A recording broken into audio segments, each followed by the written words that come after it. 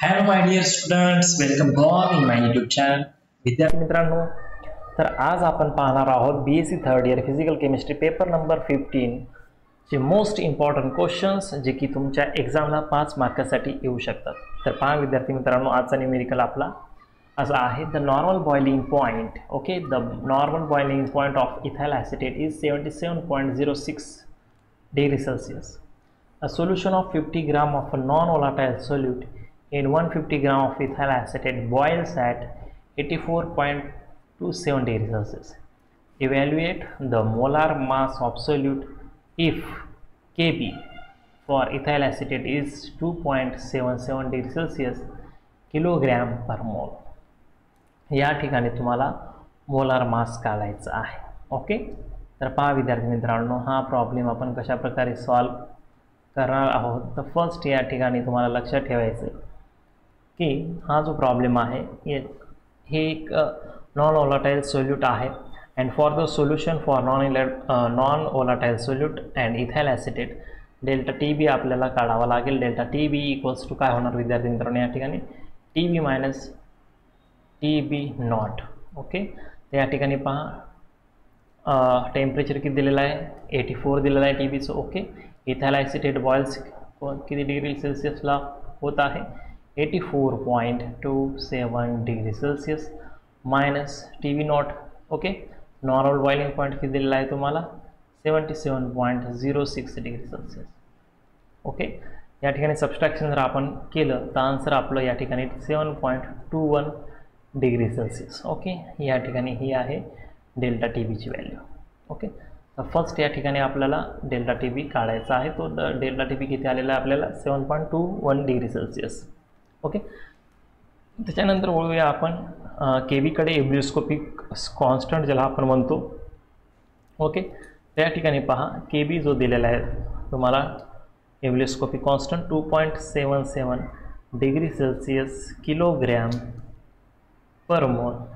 Okay, यालाच आपण कसं लिहिणार, 2.77 केल्विन किलोग्रॅम पर मोल.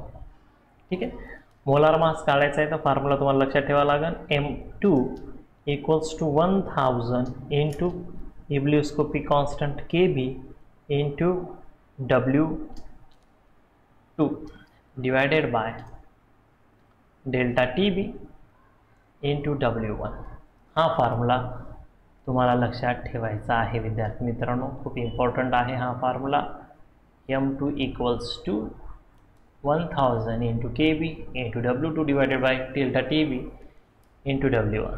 तर व्हॅल्यू आपण पुट आउट करूया. 1000 KBची व्हॅल्यू किती आहे या ठिकाणी, 2.77. W2ची व्हॅल्यू आहे 50 डिवायडेड बाय 7.21. TBची व्हॅल्यू आहे इंटू W1ची 150. ओके, या ठिकाणी जर आपण by using log table, okay, by using log table और कॅल्क्युलेटर जर आपण कॅल्क्युलेशन जर केलं तर तुमचं जे आन्सर आहे विद्यार्थी मित्रांनो, आन्सर या ठिकाणी मोलार मास किती येईल या ठिकाणी, 128 ग्राम पर मोल. हे आन्सर तुमचं या ठिकाणी या प्रॉब्लेमचं येईल. ओके, मोलार मास किती येईल या ठिकाणी, 128 ग्राम पर मोल. ओके, तर विद्यार्थी मित्रांनो, हा न्यूमेरिकल खूप सोपा आहे आणि याचे 5 पैकी 5 मार्क्स तुम्हाला येणाऱ्या परीक्षेत मिळायला पाहिजे. डेल्टा TB पहिल्यांदा काढायचं, तुम्हाला सबस्ट्रॅक्शन्स करायचं आहे. 84 मायनस 77, त्या ठिकाणी डेल्टा TB येईल. त्याच्यानंतर तुम्हाला लक्षात ठेवायचं आहे M2 चा फॉर्म्युला. M2 इक्वल्स टू काय formula, 1000 into KB into W2 divided by delta TB into W1. Calculations करा आणि कॅल्क्युलेशन्स केल्यानंतर तुमचं आन्सर जे आहे ग्राम पर मोलमध्ये येईल. या प्रश्नाचं उत्तर काय येणार, 128 ग्राम पर मोल. ओके विद्यार्थी मित्रांनो, असेच महत्त्वाचे न्यूमेरिकल्स आपण घेणार आहोत. भेटूया पुढच्या लेक्चरमध्ये. Thank you so much and happy learning.